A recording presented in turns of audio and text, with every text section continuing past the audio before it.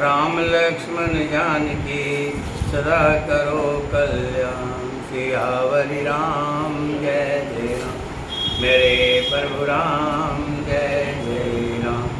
सुनो श्री राम जय जय राम। मेरे प्रभु राम जय जय राम।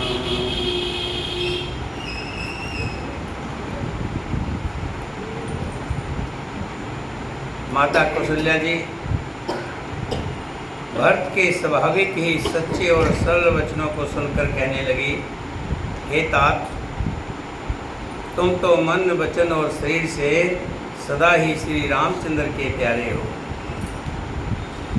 श्री राम तुम्हारे प्राणों से भी बढ़कर प्राण प्रिय हैं और तुम भी रघुनाथ को प्राणों से भी अधिक प्यारे हो। चंद्रमा चाहे विष चुहाने लगे, पाला आग बरसाने लगे, जलचर जीव जल से विरक्त हो जाएं और ज्ञान हो जाने पर भी चाहे मोह ना मिटे, पर तुम श्री रामचंद्र जी के प्रतिकूल कभी नहीं हो सकते। इसमें तुम्हारी सहमति है। जगत में जो कोई ऐसा कहते हैं वे सपन में भी सुख और शुभ गति नहीं पाएंगे। ऐसा कहकर माता कौशल्या ने भरत को हृदय से लगा लिया। उनके सपनों से दूध बहने लगा और नेत्रों में प्रेम आंसुओं का जल छा गया। इस प्रकार बहुत प्रकार विलाप करते हुए सारी रात बैठे बैठे ही बीत गई। वामदेव विशिष्ट तब आए, सचिव महाजन सकल बुलाए।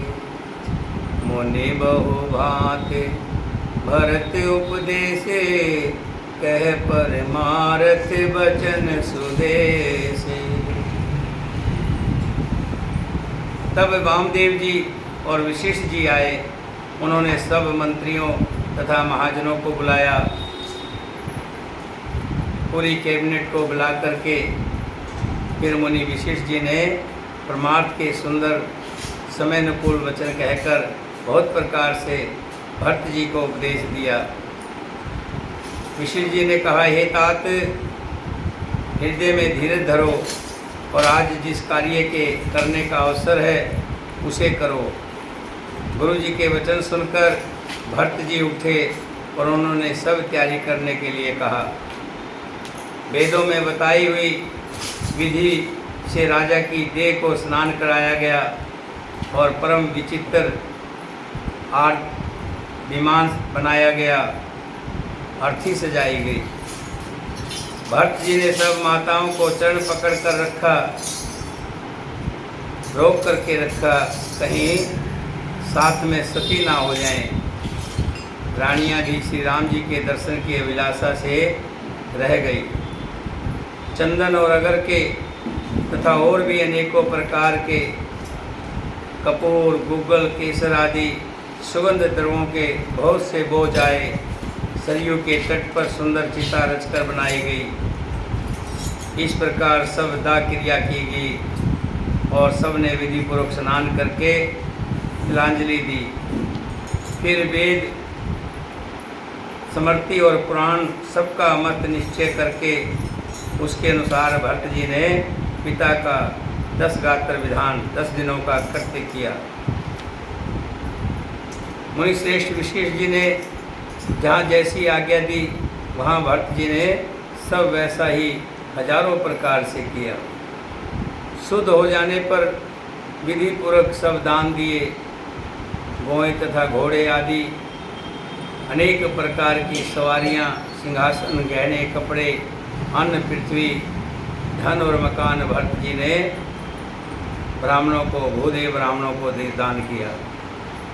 परिपूर्ण काम हो गए, अर्थात उनकी सारी मनोकामनाएं अच्छी तरह से पूरी हो गई। पिताजी के लिए भरत जी ने जैसी करनी की वो लाखों मुखों से भी वर्णन नहीं की जा सकती। सब भरत जी के कार्य की सराहना कर रहे हैं। उसके पश्चात शुभ दिन शोध कर श्रेष्ठ मुनि वशिष्ठ जी आए और उन्होंने मंत्रियों तथा सब महाजनों को बुलाया। बैठे राज सभा सब जाई, पठें बोल भरत दो भाई। भरत विशिष्ट निकट बैठा रे, नीति धर्म बचन उचारे। सब लोग राज्यसभा में जाकर बैठ गए। तब मुनि ने भरत जी तथा शत्रुघ्न दोनों भाइयों को बुलावा भेजा। भरत जी को वशिष्ठ जी ने अपने पास बैठा लिया और नीति तथा धर्म से भरे हुए वचन कहे। पहले तो कैकेयी ने जैसी कुटिल करनी की थी, श्रेष्ठ मुनि ने सारी कथा कही। फिर राजा के धर्मव्रत और सत्य की सराहना की, जिन्होंने शरीर त्याग कर प्रेम को निभाया। श्री रामचंद्र जी के गुण, शील और स्वभाव का वर्णन करते करते तो मुनिराज के नेत्रों में जल भर आया और वे शरीर से पुलकित हो गए। फिर लक्ष्मण जी और सीता जी के प्रेम की बड़ाई करते हुए ज्ञानी मुनि शोक और स्नेह में मगन हो गए। सुनो भरते भावी प्रबल, बिलख कहें मुनिनाथ। खान लाभ जीवन मरण, जस अप जस विधि हाथ। सियावर राम जय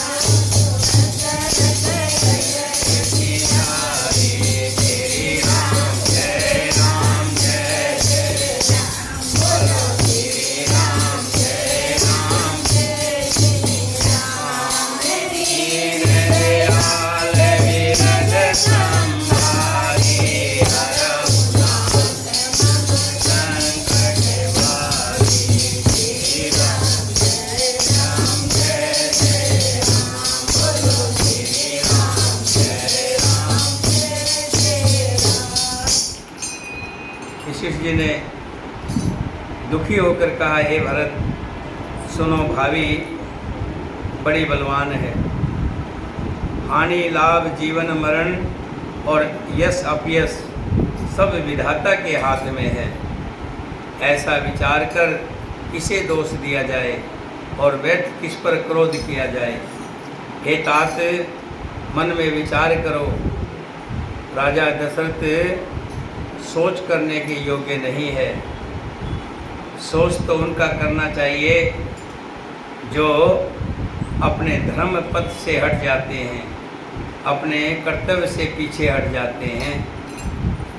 सोच उस ब्राह्मण का करना चाहिए जो वेद नहीं जानता और अपना धर्म छोड़कर विषय भोगों में ही लीन रहता है। इस तरह से वशिष्ठ जी ने 12 सोच करने लायक बताए हैं। पहला तो उस ब्राह्मण का सोच करने चाहिए, सोच में दुख होता है, उसके दुख मनाना चाहिए जो ब्राह्मण होकर के वेद नहीं जानता और अपना धर्म छोड़ करके विषय भोगों में लीन रहता है। दूसरा, उस राजा का सोच करना चाहिए जो नीति नहीं जानता और जिसको प्रजा प्राणों के समान प्यारी नहीं है। और उस व्यापारी का सोच करना चाहिए जो धनवान होकर भी कंजूस है, जो विपदा के समय में किसी की मदद नहीं करता और शिव जी की भक्ति नहीं करता है, उसका सोच करना चाहिए। और उस शूद्र का सोच करना चाहिए जो थोड़ा बहुत जानकारी लेकर के अपने आप के अंदर अभिमान ले आता है और ब्राह्मणों का अपमान करने लग जाता है, बहुत बोलने लग जाता है, मान बड़ाई चाहने लग जाता है और ज्ञान का घमंड रखता है, उसका सोच करना चाहिए। फिर आगे बताते हैं, उस स्त्री का सोच करना चाहिए जो पति को छलने वाली है, कुटिल है, घर में कलह क्लेश रखती है और स्वेच्छाचारणी है, उसका सोच करना चाहिए। राजा दशरथ दुख के लिए नहीं है, राजा दशरथ तो जब तक जिए तब भी प्रजा के हित के लिए जिए और मरे हैं फिर भी श्री राम जी के वियोग में मरे हैं। सोच करना चाहिए, दुख मनाना चाहिए तो किसका?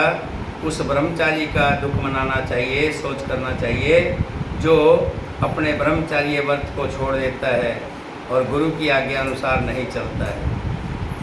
उस गृहस्थ का सोच करना चाहिए जो मोहवश कर्म मार्ग को त्याग देता है। उस सन्यासी का सोच करना चाहिए जो दुनिया के प्रपंच में फंसा हुआ है और ज्ञान वैराग्य से हीन है। और उस वानप्रस्थ का सोच करना चाहिए जो तपस्या छोड़कर भोग अच्छे लगने लग जाते हैं। और दुख मनाना है तो दुख उसका मनाए जो चुगलखोर है, बिना ही कारण क्रोध करने वाला है तथा माता पिता गुरु एवं भाई बंधुओं के साथ विरोध रखने वाला है। सब विधि सोचे पर अपकारी, निज तन पोषक निर्दय भारी। सोचनीय सब विधि सोई, जोन छाड़ छल हरिजन होई। सब प्रकार से उसका सोच करना चाहिए जो दूसरों का अनिष्ट करता है, अपने ही शरीर का पोषण करता है और भारी निर्दयी है। और वो तो सभी प्रकार से सोचने योग्य है जो छल छोड़कर हरि का भक्त नहीं होता। कौशल राज दशरथ जी सोच करने योग्य नहीं है, जिनका प्रभाव 14 लोकों में प्रकट है। हे भरत, तुम्हारे पिता जैसा राजा ना तो हुआ है, ना है और ना आगे होने वाला है। ब्रह्मा, विष्णु, शिव, इंद्र और दिक्पाल सभी दशरथ जी के गुणों की कथाएं कहा करते थे। हे तात, कहो उनकी बड़ाई कोई किस प्रकार करेगा जिनके श्री राम, लक्ष्मण, तुम और शत्रुघ्न श्री के जिनके 4 पुत्र हों।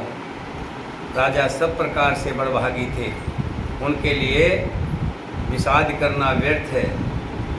यह सुन और समझकर सोच को त्याग दो और राजा की आज्ञा सिर चढ़ाकर तदनुसार करो। राजा ने राजपद तुमको दिया है, पिता का वचन तुम्हें सत्य करना चाहिए, जिन्होंने वचन के लिए ही श्री रामचंद्र जी को त्याग दिया और राम विरह को अग्नि मानकर उसमें अपने शरीर की आहुति दे दी। राजा को वचन प्रिय थे, प्राण प्रिय नहीं थे। इसलिए हे तात, पिता के वचनों का प्रमाण सत्य करो, राजा की आज्ञा सिर चढ़ाकर पालन करो, इसमें तुम्हारी सब प्रकार से भलाई है। परशुराम जी ने पिता की आज्ञा रखी, राजा याति के पुत्र ने पिता को अपनी जवानी दे दी। पिता की आज्ञा पालन करने से उन्हें पाप और अपयश नहीं हुआ। जो अनुष्ठित और उचित का विचार छोड़कर पिता के वचनों का पालन करते हैं, वे यहाँ सुख और सुयश के पात्र होते हैं और अंत में इंद्रपुरी स्वर्ग में निवास करते हैं। अनुचित उचित विचार तज, जे पालें पितुवैन, ते भाजन सुख सुजस के, बसें अमर पतियैन। अवस नरेश बचन फुर करहु, पालो प्रजा शोक परिहर। सुरपुर नृप पाए पर तोसु, तुमको सुकृत सुजस नहीं दोसु।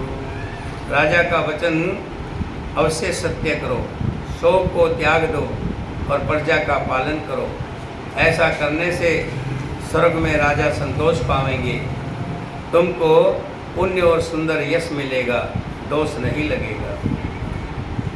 यह वेदों में प्रसिद्ध है और स्मृति पुराण आदि सभी शास्त्रों के द्वारा सम्मत है कि पिता जिसको दे वही राज तिलक पाता है। इसलिए तुम राज्य करो, गिलानी का त्याग कर दो, मेरे वचनों को हितकर समझकर मानो। इस बात को सुनकर श्री रामचंद्र जी और जानकी जी बड़े सुख पावेंगे। कोई पंडित इसे अनुचित नहीं कहेगा।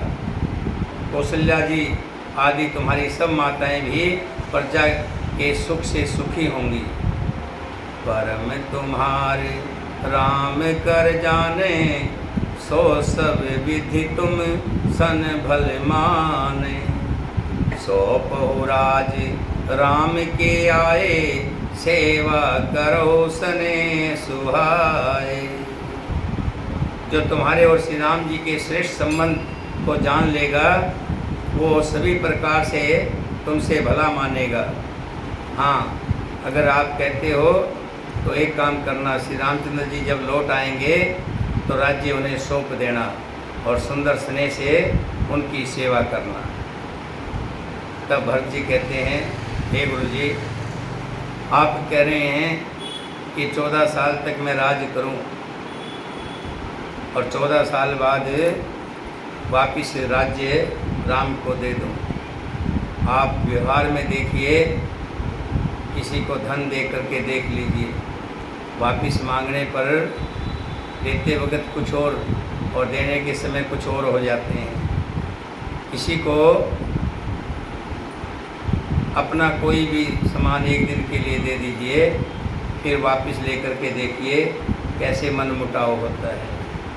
यहाँ तो राज की बात है और मैं भी संसारिक हूँ, मुझ में भी दोष आ जाएंगे, फिर उसको कौन हटाएगा।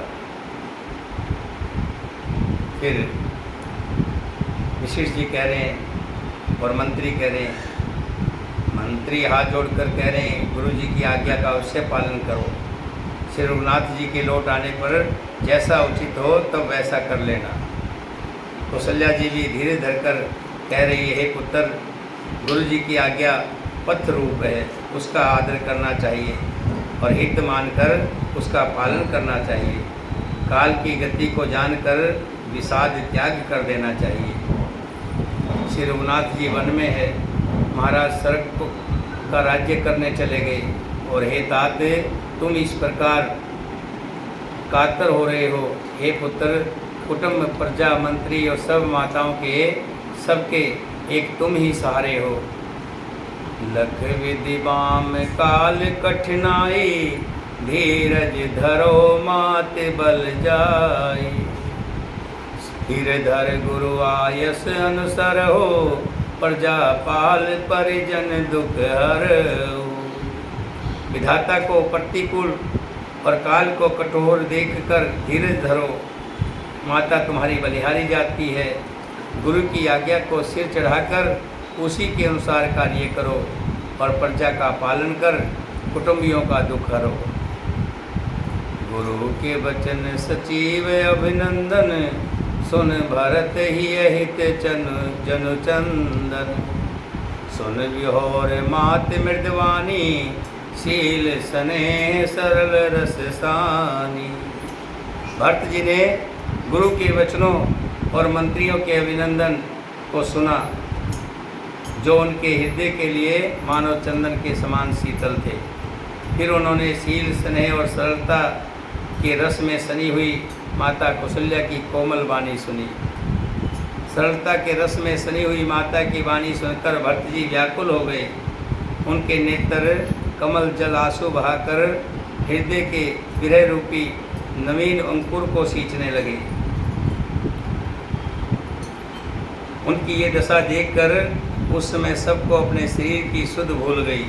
तुलसीदास जी कहते हैं, स्वाभाविक प्रेम की सीमा श्री भरत जी सब लोग आदरपूर्वक सराहना करने लगे।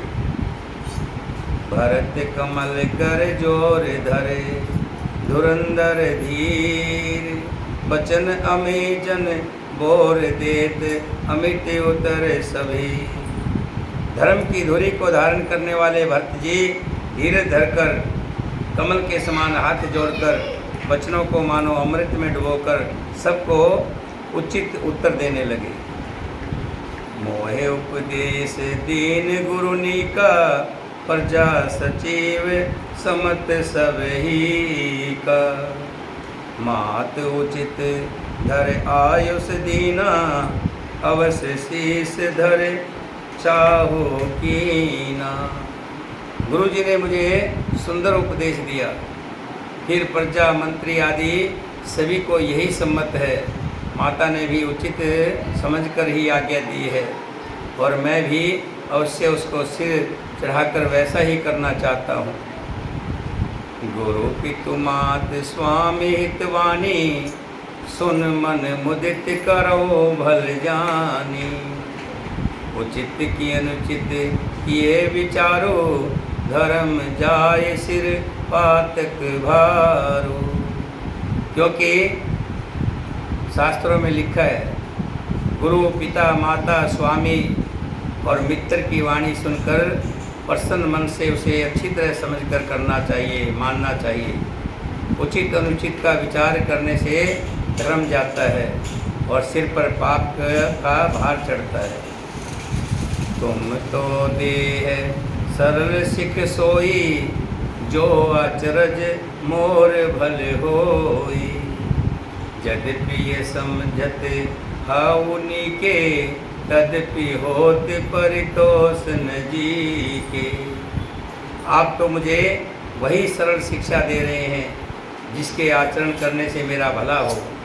यद्यपि मैं इस बात को भली भांति समझता हूँ, तथापि मेरे हृदय को संतोष नहीं होता है। अब तुम बिने मोर सुन लेऊ, मोय हनुर्त सिखावन देऊ।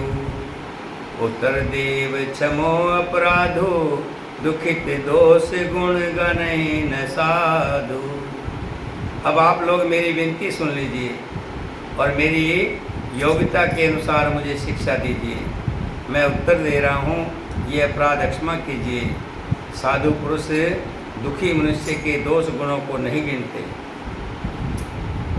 भरत जी कह रहे हैं, पितु सुरपुर सिय राम वन, करण कहो मोहि राज। हित जानो मोर हित, ये आपन बड़ काज। सियावर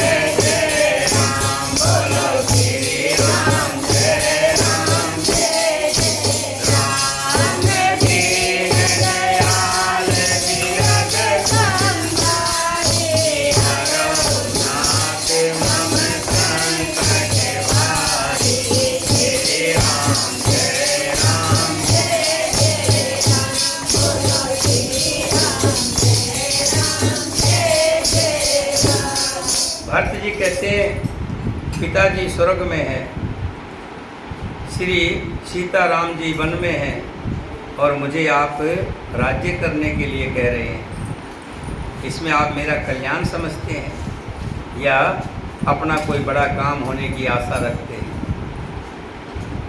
मेरा कल्याण तो सीतापति श्री रामचंद्र जी की चाकरी में है। मैं तो उनके चरणों का सेवक हूँ। सो उसे वो भी माता की कुटिलता ने मुझसे छीन लिया। मैंने अपने मन में अनुमान करके देख लिया है कि दूसरे किसी उपाय से मेरा कल्याण नहीं है। शोक समाज राज के ही लेखे, लखन राम सिय बिन पद देखे। बाद बसन बिन भूषण भारो, बाद विरत बिन परम विचारो। ये शोक का समुदाय राज्य लक्ष्मण श्री रामचंद्र जी और सीता जी के चरणों को देखे बिना किस गिनती में है? इनका क्या मूल्य है? जहाँ श्री राम जी, लक्ष्मण जी और सीता जी नहीं हैं, ये राज्य किस काम का है? जैसे कपड़ों के बिना गहनों का बोझ व्यर्थ है। कितने भी बस गहने ऊपर से लेकर नीचे तक सजा दीजिए, अगर शरीर पर वस्त्र नहीं है तो गहने बेकार है। उसी तरह वैराग्य के बिना ये शरीर बेकार है और रोगी शरीर के लिए नाना प्रकार के भोग व्यर्थ हैं। कोई व्यक्ति मरण शैया पर पड़ा है, शरीर में रोग है और उसके सामने 56 भोग रख दीजिए, उसके लिए सब बेकार है। इसी तरह श्री हरि की भक्ति के बिना जप और योग व्यर्थ है और जीव बिना सुंदर देह, इस शरीर के अंदर अगर प्राण नहीं है तो ये किसी काम की नहीं है। वैसे ही रघुनाथ जी के बिना मेरा सब कुछ व्यर्थ है। जाऊँ राम पही आयुष देहो, एक ही आँख मोर एहु। मोह नृप कर भल आपन चाहो, सोई सनह जड़ता बस कहूँ। मुझे आज्ञा दीजिए मैं श्री राम जी के पास जाऊँ। एक ही निश्चय पूर्वक मेरा हित इसी में है और मुझे राजा बनाकर आप अपना भला चाहते हैं, ये भी तुम मोह के वश कर रहे हो। ज़रा सोचिए, मेरे आने की खबर अभी तो मैं राजा बना ही नहीं था, भला राजा बन गया तो पता नहीं क्या होगा। मेरा राजा बनने से पहले ही सिर्फ नाम घोषित किया था। श्री राम जी को वनवास हो गया, लक्ष्मण और सीता जी भी अयोध्या से वन में चले गए और पिताजी ने भी प्राण दे दिए। अब सोचिए, अगर मैं राजा बन गया तब क्या होगा। कैकेयी के पुत्र कुटिल बुद्धि, राम विमुख और निर्लज, मुझसे अधम के राज्य से आप मोहबस होकर सुख चाहते हो। कहो साच सब सुनिपति आओ, चाहो धर्मशील नर नाओ। मोहे राज हट देव जब ही, रसा रसातल जाए तब ही। मैं सत्य कहता हूँ, आप सब सुनकर विश्वास करें। राजा धर्मशील को होना चाहिए, मुझ जैसे पापी को नहीं। अगर आप मुझे हट करके जो ही राज्य देंगे तो मान लीजिए कि पृथ्वी पताल में धंस जाएगी। मेरे समान पापों का घर और कौन होगा, जिसके कारण सीता जी और श्री राम जी का वनवास हुआ। राजा ने श्री राम जी को बंद दिया और उनके बिछड़ते ही स्वयं स्वर्ग को गमन किया। मैं 60 सब अनरथ कर हेतु, बैठ बात सब सुनहु सचेतु। बिन रघुवीर बिलोक वासु, रहें प्राण सहजग उपहासु। और मैं दुष्ट जो सारे अनर्थों का कारण हूँ, होश हवास में बैठा सब बातें सुन रहा हूँ। रघुनाथ जी से रहित घर को देखकर और जगत का उपहास सहकर भी मेरे प्राण क्यों नहीं निकल जाते। इसका यही कारण है कि ये प्राण श्री राम रूपी पवित्र विषय रस से आसक्त नहीं है, कि राम कथा में इनका मन नहीं लगता है। ये लालची भूमि और भोगों के ही भूखे हैं। मैं अपने हृदय की कठोरता कहाँ तक कहूँ, जिसने वज्र का भी तिरस्कार करके बढ़ाई पाई है। कारण ते कारज कठिन, कोई दोष नहीं मोर। पुलिस आस्त ते उपल ले, लो कराल कठोर। कारण से कार्य कठिन होता है, इसमें मेरा दोष नहीं है। हड्डी से वज्र और वज्र से लोहा भयानक कठोर होता है। और मैं कैकेयी से उत्पन्न देह में प्रेम करने वाले ये पामर प्राण भरपेट पूरी तरह से अभागे हैं। जब प्रिय के वियोग में भी मुझे प्राण प्रिय लग रहे हैं, तब अभी आगे मैं और भी बहुत कुछ देखूंगा और सुनूंगा। लक्ष्मण श्री राम जी और सीता जी को तो वन दिया, स्वर्ग भेजकर पति का कल्याण किया, स्वयं विधवापन और पियस लिया, प्रजा को शोक और संताप दिया और मुझे सुख सुंदर यश और उत्तम राज्य दे दिया। कैकेयी ने सभी का काम बना दिया। इससे अच्छा अब मेरे लिए और क्या होगा। उस पर भी आप लोग मुझे राज तिलक देने के लिए कहते हैं। कैकेयी के पेट से जगत में जन्म लेकर यह मेरे लिए कुछ भी अनुचित नहीं है। मेरी सब बात तो विधाता ने ही बना दी, फिर उसमें प्रजा और पंच आप लोग क्यों सहायता कर रहे हो। जिसे कुग्रह लगे हों अथवा जो पिशाचग्रस्त हो, फिर जो वायु रोग से पीड़ित हो और उसी को फिर बिच्छू डक मार दे, उसको यदि मदिरा पिलाई जाए तो कहियो ये कैसा इलाज है। भरत जी कह रहे हैं कि श्री राम जी वन को चले गए, पिताजी स्वर्ग को चले गए और कुलक्षणी माता ने अपने ऊपर विधवापन का छाया डालवा ली और मेरे लिए राज दे दिया। वो राज जो हजारों बिच्छुओं के डंक के समान है, श्री राम जी के बिना समझो शमशान है। और ये मेरे लिए उसी तरह से है जैसे किसी को के ऊपर भूत चढ़ जाए और फिर उसको लकवा मार जाए, फिर उसी को बिच्छू डंक मार दे और फिर उसको मदिरा पिला दी जाए। कैकेयी के लड़के के लिए संसार में कुछ योग्य था, जो कुछ योग्य था चतुर विधाता ने मुझे वही दिया, पर दशरथ का पुत्र और राम का छोटा भाई होने की बड़ाई मुझे विधाता ने व्यर्थ में ही दी। जब मुझे कैकेयी का पुत्र बनाना था तो धर्मथी राजा दशरथ का पुत्र और राम का भाई नहीं बनाना चाहिए। आप सब लोग भी मुझे टीका कढ़ाने के लिए कह रहे हैं। राजा की आज्ञा सभी के लिए अच्छी है, मैं किस किस प्रकार से उत्तर दूं। जिसकी जैसी रुचि हो आप लोग सुखपूर्वक वही कहें। मेरी कुमाता कैकेयी समेत मुझे छोड़कर कहिए और कौन कहेगा कि ये काम अच्छा किया गया। जड़ चेतन जगत में मेरे सिवा और कौन है जिसको श्री सीताराम जी प्राणों के समान प्यारे ना हो। जो परम हानि है उसी में सबको बड़ा लाभ दिख रहा है। मेरा बुरा दिन है, किसी को दोष नहीं। आप सब जो कुछ कहते हैं सो सब उचित ही है, क्योंकि आप लोग संशयशील और प्रेम के वश है।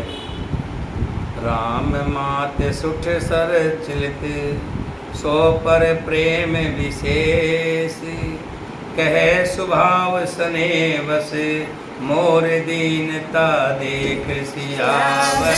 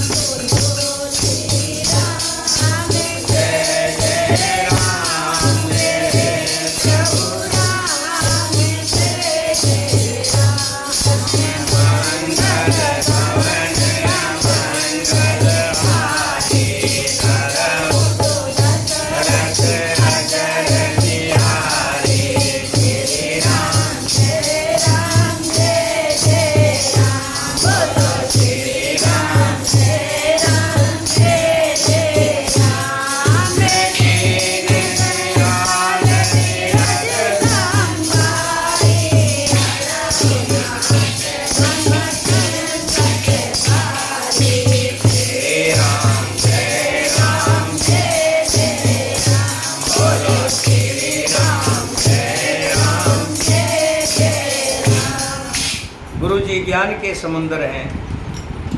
मैं गुरुजी से एक नम्र निवेदन करके पूछना चाहता हूँ कि गुरुजी, श्री राम जी जब वन को जा रहे थे, अगर आप चाहते तो रुक सकते थे। तो मैं जानता हूँ कि श्री राम जी आपकी बात को कभी भी कदापि नहीं मोड़ते, लेकिन आपने भी उनको रोका नहीं। वशिष्ठ जी कहते हैं कि हे भरत, तुम सही कह रहे हो, लेकिन मैं राजा के वचन को देखकर कहीं राम को रोकूंगा तो राजा का वचन मिथ्या हो जाएगा, इसलिए मैंने राम को नहीं रोका। भरत जी फिर कहते हैं, गुरु जी आप मुझे बताएं कि जब राजा ने 2 वचन दिए थे, उसमें एक वचन ये भी था कि भरत को राज्य दिया जाए, तो आप उस वचन को पहले मुझे राजा बनाते। आप बुद्धिमान थे, ज्ञानी थे, मुझे राजा बनाते और मैं राजा बनकर श्री राम जी को रोक लेता, आदेश देता, वन को नहीं जाने देता। इसमें पिताजी का वचन भी रह जाता और श्री राम जी वन को नहीं जाते। तब वशिष्ठ जी कहते हैं कि जब समय विपरीत होता है, विधाता विपरीत होते हैं, उस टाइम में बुद्धि को हर लेते हैं, उस समय कोई भी ज्ञान नहीं रहता। फिर भरत जी कहते हैं, गुरु जी ज्ञान के समुंदर हैं, इस बात को सारा जगत जानता है। आप संजय के घर से हैं, बहुत बहुत मुबारक हुआ, भगवान ने बड़ी आपको अच्छा वो किया है, परमात्मा इसी तरह से बनाए रखे। जिनके लिए विश्व हथेली पर रखे हुए बेर के समान हैं, वे भी मेरे लिए राज तिलक का साज समान सज रहे हैं। श्री रामचंद्र जी और सीता जी को छोड़कर जगत में कोई ये नहीं कहेगा कि इस अनर्थ में मेरी सम्मति नहीं थी। मैं उसे सुखपूर्वक सुनूंगा और सहूँगा, क्योंकि जहाँ पानी होता है वहाँ अंत में कीचड़ होता ही होता है। मुझे इसका डर नहीं है कि जगत मुझे बुरा कहेगा, और ना मुझे परलोक का ही सोच है कि मेरे साथ आगे चलकर क्या होगा। मेरे हृदय में तो बस एक ही दूसरे दनावल धधक रहा है कि मेरे कारण श्री सीताराम जी दुखी हुए हैं। जीवन लाह लखन भल पावा, सब तज राम चरण मन लावा। मोर जन्म रघुवीर बन लागी, झूठ काहे पछतावे अभागी। जीवन का उत्तम लाभ तो लक्ष्मण ने पाया, जिन्होंने सब कुछ तजकर श्री राम जी के चरणों में मन लगाया। मेरा जन्म तो श्री राम जी के वनवास के लिए हुआ था, मैं अभागा झूठ मूठ क्यों पछताता हूँ। सबको सिर झुकाकर मैं अपनी दारुण दीनता कहता हूँ कि श्री रघुनाथ जी के चरणों के दर्शन किए बिना मेरे जी का जलन नहीं जाएगी। मुझे कोई दूसरा उपाय नहीं सूझता है। श्री राम के बिना मेरे हृदय की बातें कौन जान सकता है। मुझे मालूम है कि मेरे मन की बात श्री राम जी ही जानते हैं। वही मेरे प्रभु हैं, वही मेरे दीन दयाल हैं। मन में एक ही निश्चयपूर्वक यही है कि प्रातःकाल प्रभु श्री राम जी के पास मैं जाऊंगा। मैंने निश्चय कर लिया है। मैं यद्यपि मैं बुरा हूँ और अपराधी हूँ और मेरे ही कारण ये सब उपद्रव हुआ है, फिर भी श्री राम जी मुझे शरण में सम्मुख आया हुआ देखकर मेरे सब अपराधों को अक्षमा कर देंगे और मुझ पर कृपा करेंगे। शील सकुच सुठ सरल स्वभाव, कृपा स्नेह सदन रघुराव। हरिहुक अनभल कीन रामा, मैं शिशु सेवक यद्यपि बामा। श्री रघुनाथ जी शील संकोच अत्यंत सरल स्वभाव, कृपा और स्नेह के घर हैं। श्री राम जी ने कभी शत्रु का भी अनिष्ट नहीं किया। मैं यद्यपि टेढ़ा हूँ पर हूँ तो उनका बच्चा और उनका सेवक ही। आप पंच सब लोग भी इसी में मेरा कल्याण मानकर सुंदर वाणी से आज्ञा दें और आशीर्वाद दीजिए, जिससे मेरी विनती सुनकर और मुझे अपना दास समझकर श्री रामचंद्र जी राजधानी को लौट आवे। यद्यपि जन्म कुमात ते मैं 60 सदा सदोष, आपन जानन त्यागहि मोहि रघुवीर भरोस। सियावर राम जय परशुराम श्री राम जय जय राम जय परशुराम जय जय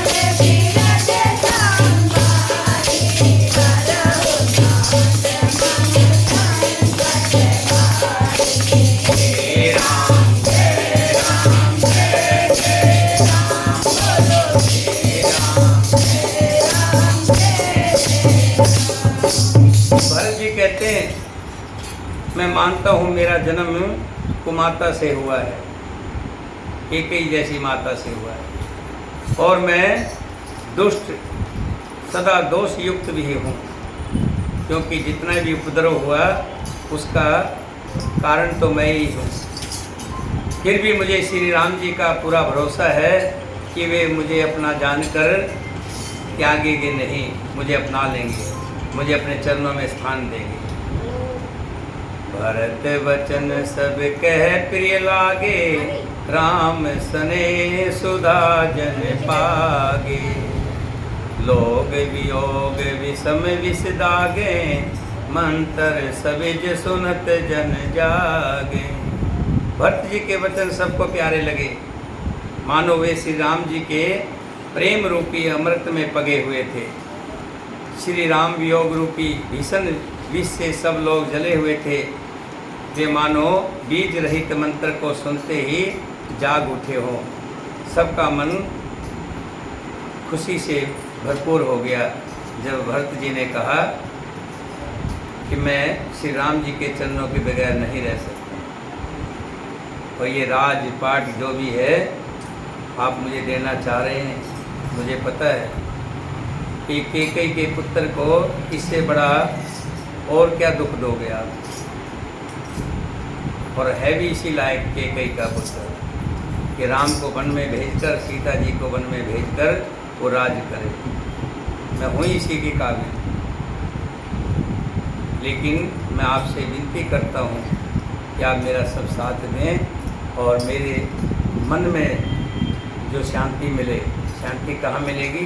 श्री राम जी के चरणों में, मुझे उनके पास जाने दें। मात सचिव गुरपुर नर नारी, सकल स्नेह विकल भय भारी। भरत ही कहें सराय सराही, राम प्रेम मूरत तन आही। माता, मंत्री, गुरु, नगर के स्त्री पुरुष जिन्होंने भी भरत की बात सुनी, सब भरत जी को सराह सराह कर कहते हैं कि आपका शरीर श्री राम जी की साक्षात मूर्ति है। हे तात भरत, आप ऐसा क्यों ना कहें? श्री राम जी को आप प्राणों के समान प्यारे हैं। जो नीच अपनी मूर्खता से आपकी माता केकई की कुटिलता को लेकर आप पर जो संदेह करेगा, वो दुष्ट करोड़ों पुरखों सहित 100 कल्पों तक नरक के घर में निवास करेगा। सांप के पाप और अवगुण को मणि ग्रहण नहीं करती। भले ही सांप के अंदर कितना भी जहर हो, लेकिन मणि वो जहर को ग्रहण नहीं करती, बल्कि वो जहर को हर लेती है और दुख तथा दरिद्रता को भस्म कर देती है। हे भरत, तुम तो मणि रूप हो। अवश्य चले बन राम जय, भरत मंत्र भल दीन। शोक सिंधु बुड़त सभे, तुम अवलगन की। हे भरत, वन को अवश्य चलिए और हमें भी ले चलिए। जहाँ श्री राम जी हैं, आपने बहुत अच्छी सलाह विचारी है। शोक समुद्र में डूबते हुए हम सब लोगों को आपने बड़ा सहारा दे दिया है। सबके मन में कम आनंद नहीं हुआ, अर्थात बहुत ही आनंद हुआ। मानो मेघों की गर्जना सुनकर चातक और मोर आनंदित हो रहे हों। दूसरे दिन प्रातःकाल चलने का सुंदर निर्णय लेकर भरत जी सभी को प्राण प्रिय हो गए। मुनि मंद भरत सिर नाई, चलें